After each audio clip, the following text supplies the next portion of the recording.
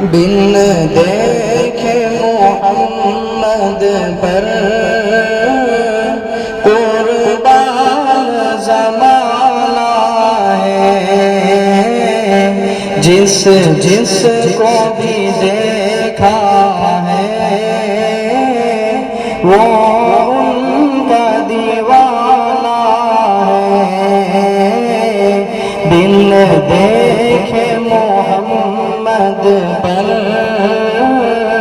قربان زمانہ ہے، جس جس کو بھی دیکھا ہے وہ ان کا دیوانہ ہے۔ روزہ ہے جو آقا کا، جنت کا وہ ٹکڑا ہے۔ روزہ ہے جو آقا کا، جنت کا وہ ٹکڑا ہے۔ حجرے میں تو اماں کے رحمت کا خزانہ ہے۔ حجرے میں تو اماں کے رحمت کا خزانہ ہے۔ بن دیکھے محمد پر قربان زمانہ ہے۔ السلام علیکم ورحمۃ اللہ وبرکاتہ۔ یہ زمزم کا کنواں ہے اور کعبۃ اللہ کا ماڈل اس وقت کا ہے جب حضرت ابراہیم علیہ السلام اور اسماعیل علیہ السلام دونوں نے مل کر تعمیر کیا تھا۔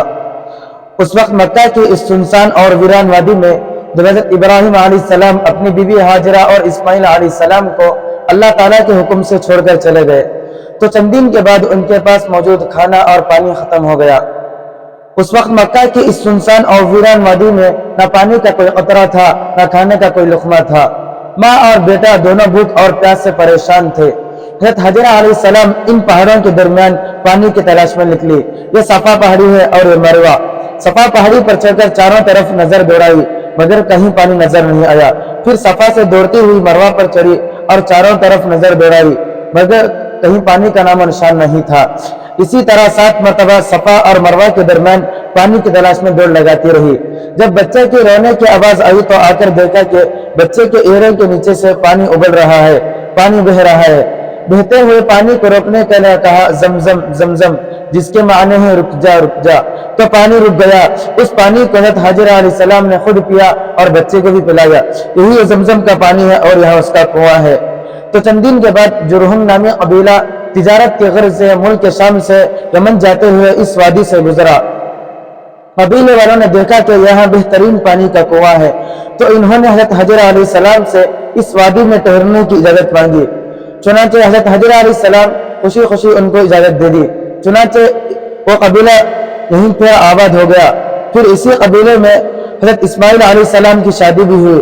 کچھ عرصے کے بعد حضرت ابراہیم علیہ السلام ملک شام سے مکہ مکرمہ تشریف لائے اور اللہ تعالیٰ کے حکم سے اپنے بیٹے اسماعیل علیہ السلام کے ساتھ مل کر اس کعبہ کی تعمیر کی۔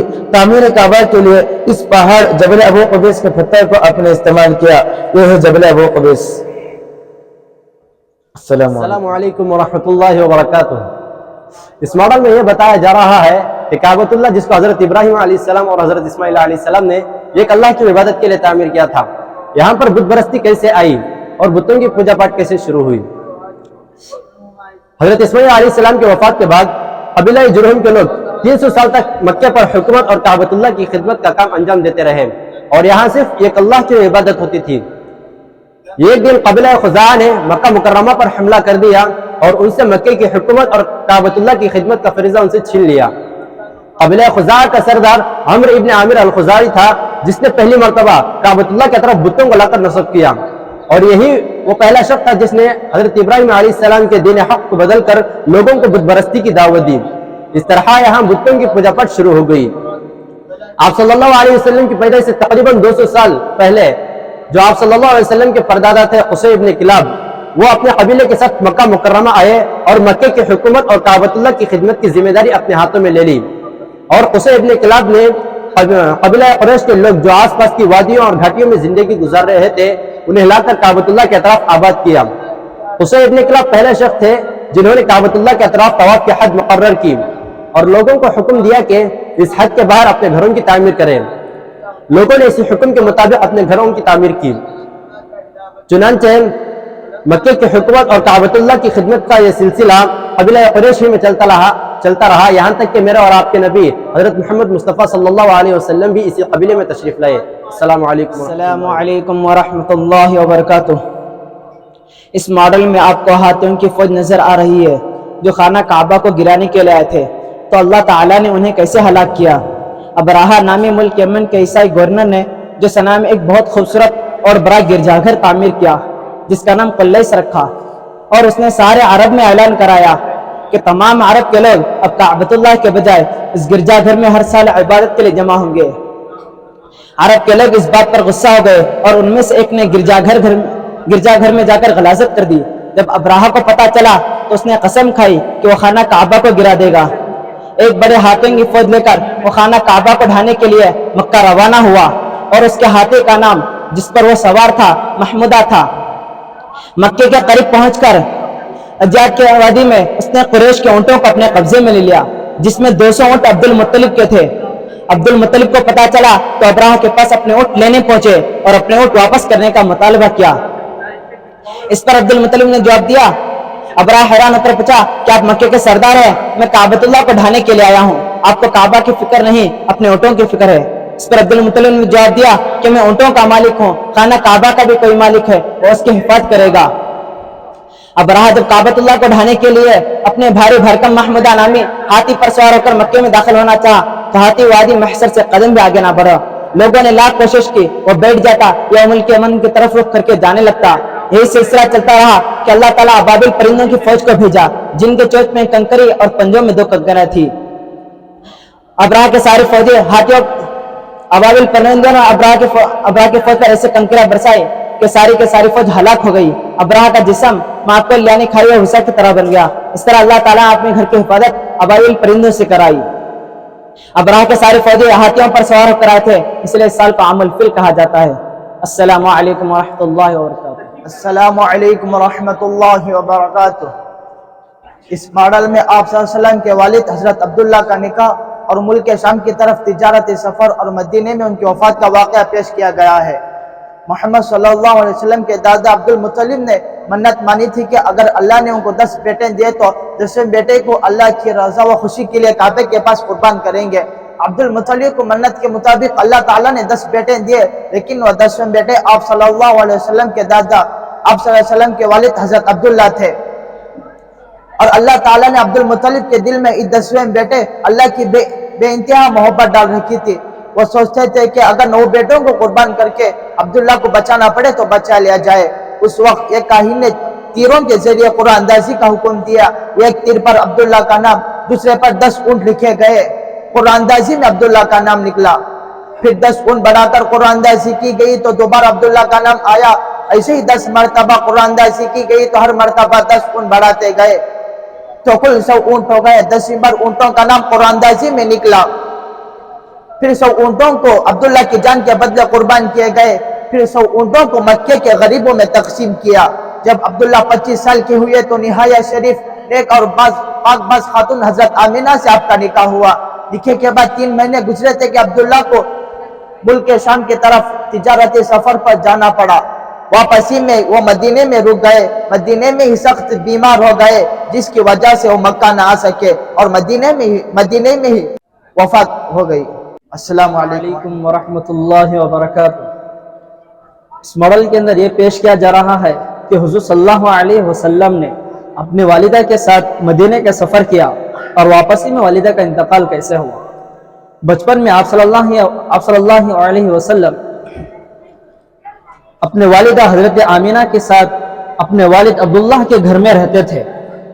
جب آپ صلی اللہ علیہ وسلم کی عمر 6 سال کی ہوئی تو والدہ نے سوچا کہ اپنے یتیم بچے کو یثرب یعنی مدینے میں موجود نانا نانی اور دوسرے ننھیالی رشتہ داروں سے ملاقات کرائے۔ اس غرض سے وہ آپ صلی اللہ علیہ وسلم کو لے کر مدینہ پہنچی۔ مدینے میں چند دن رہنے کے بعد جب وہ مکہ مکرمہ کے لیے واپس ہوئے تو مکہ اور مدینے کے درمیان مقام ابوا پر سخت بیمار ہو گئی، مگر افسوس کہ بیماری سے شفا نہ مل سکی۔ دیکھتے ہی دیکھتے اس معصوم یتیم 6 سال بچے کے آنکھوں کے سامنے ماں کا انتقال ہو گیا، لہٰذا وہیں ان کو دفن کر دیا گیا۔ اس جنگل و بیابان میں ماں کے انتقال کے بعد بس ایک ہی سہارا رہ گیا تھا، وہ تھی آپ کی دائیا حضرت ام ایمن، جو مکہ مکرمہ پہنچنے تک آپ صلی اللہ علیہ وسلم کی دکھ درد میں شریک رہی۔ مکہ پہنچ کر اس یتیم پوتے کو دادا عبد المطلب کے حوالے کر دیا۔ 6 سال کی عمر میں آپ صلی اللہ علیہ وسلم اپنے ہاتھوں سے اپنی ماں کو دفن کرنے کے بعد اس یتیم بچے کے دکھ درد کا کیا حال ہوگا ہم اور آپ اس کو الفاظ میں بیان نہیں کر سکتے۔ بہرحال حضور صلی اللہ علیہ وسلم اس واقعے کو ہجرت کے بعد فرمایا کرتے اور ارشاد فرماتے کہ بچپن میں مدینے کی گلیوں میں بنو نجار کی ایک انیسہ نامی بچی کے ساتھ کھیلا کرتا تھا اور انہی کے کنویں میں میں نے تیرنا بھی سیکھا تھا اور وہ وہی ایک کنواں ہے۔ السلام علیکم ورحمۃ اللہ وبرکاتہ۔ اس ماڈل کے ذریعے ہم یہ بتانا چاہ رہے ہیں کہ جب حضرت آمینہ کا انتقال ہو گیا تو آپ صلی اللہ علیہ وسلم کی پرورش آپ کے دادا عبد المطلب کرتے رہے۔ عبد المطلب مکے کے سردار تھے، جس کی وجہ ان کے لیے کعبۃ اللہ کے پاس ایک مسند بچھائی جاتی تھی۔ جب اس وقت عبد المطلب کے علاوہ کوئی نہیں بیٹھ سکتا تھا، جب آپ صلی اللہ علیہ وسلم آپ کے دادا کے پاس آتے تو دادا کو آپ صلی اللہ علیہ وسلم کو دادا کی طرف سے اس مسند پر بیٹھنے کی اجازت دی گئی تھی۔ دادا نے اپنے پوتے کے متعلق کہا کرتے تھے، ایک دن آئے گا کہ میرے پوتے کی دنیا میں بڑی شان ہوگی، اور ساتھ ساتھ محبت اور شفقت میں آپ صلی اللہ علیہ وسلم کی پیٹھ پر ہاتھ پھیرا کرتے، جس سے آپ صلی اللہ علیہ وسلم کی خوشی محسوس ہوتی تھی۔ جب آپ صلی اللہ علیہ وسلم 8 سال کے ہوئے تو دادا عبد المطلب کا انتقال ہو گیا۔ دادا کے انتقال کے بعد چاچا ابو طالب نے آپ صلی اللہ علیہ وسلم کی پرورش اور کفالت کی ذمہ داری لے لی۔ جب آپ صلی اللہ علیہ وسلم چاچا آپ صلی اللہ علیہ وسلم سے بڑی محبت کرتے قاسم، طیب، طاہر تھے۔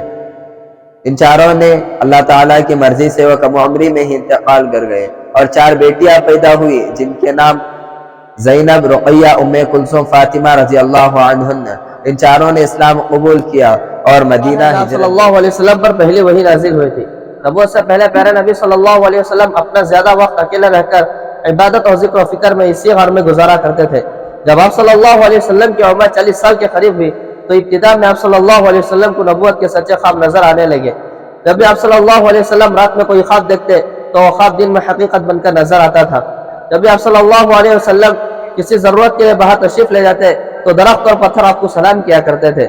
رمضان کا مہینہ چل رہا تھا اور آپ صلی اللہ علیہ وسلم اسی غار میں اللہ کی یاد میں مصروف تھے کہ اچانک حضرت جبرائیل السلام آپ صلی اللہ علیہ وسلم کے سامنے آ گئے اور کہا کہ اقرا پڑھیے۔ تو آپ صلی اللہ علیہ وسلم نے جواب دیا کہ ما انا بقاری، میں پڑھا ہوا نہیں ہوں۔ تو آپ صلی اللہ علیہ وسلم کے سینے کو اپنے سینے سے ملا کر اس زور سے دبوجا کہ آپ صلی اللہ علیہ وسلم کو بہت سخت تکلیف محسوس ہوئی۔ پھر حضرت جبرائیل السلام نے آپ صلی اللہ علیہ وسلم کو پڑھنے کے لیے کہا تو آپ صلی اللہ علیہ وسلم نے وہی جواب دیا۔ تیسری مرتبہ حضرت جبرائیل السلام نے دبوجا۔ اس کے بعد قرآن مجید کی آیت نازل ہوئی، اقرأ بسم ربک الذی خلق، خلق الانسان من علق، اقرأ وربک الاکرم الذی علم بالقلم، علم الانسان ما لم يعلم۔ جو قرآن مجید کی پہلی آیتیں تھیں جو غار حرا میں نازل ہوئی۔ اس کے بعد حضرت جبرائیل السلام واپس چلے گئے۔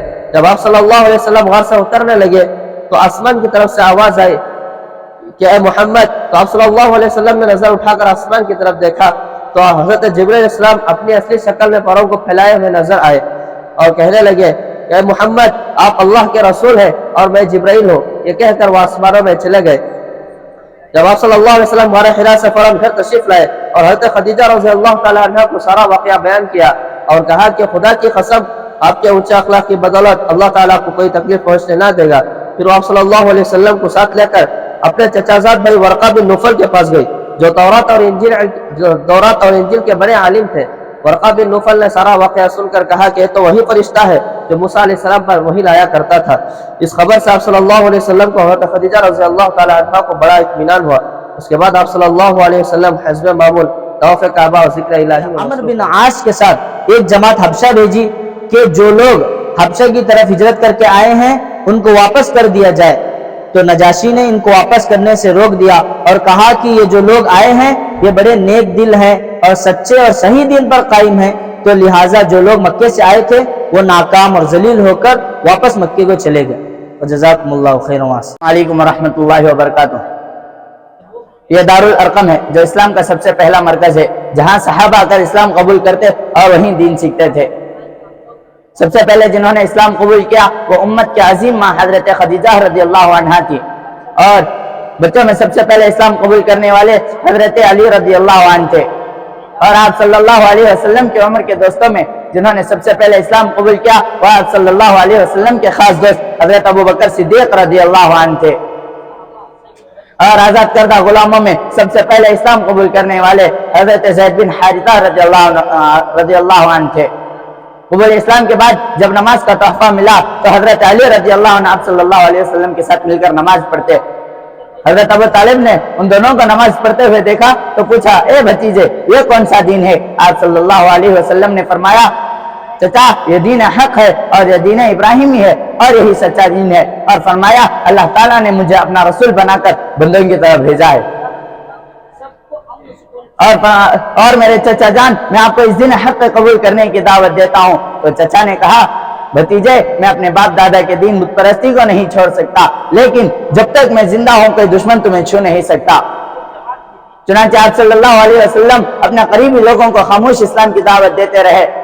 بہت سے نے اسلام قبول کیا، جن میں حضرت عثمان بن عفان، سعد بن ابی وقاص، عبد الرحمن بن عوف، طلحہ بن عبید اللہ رضی اللہ عنہ وغیرہ تھے۔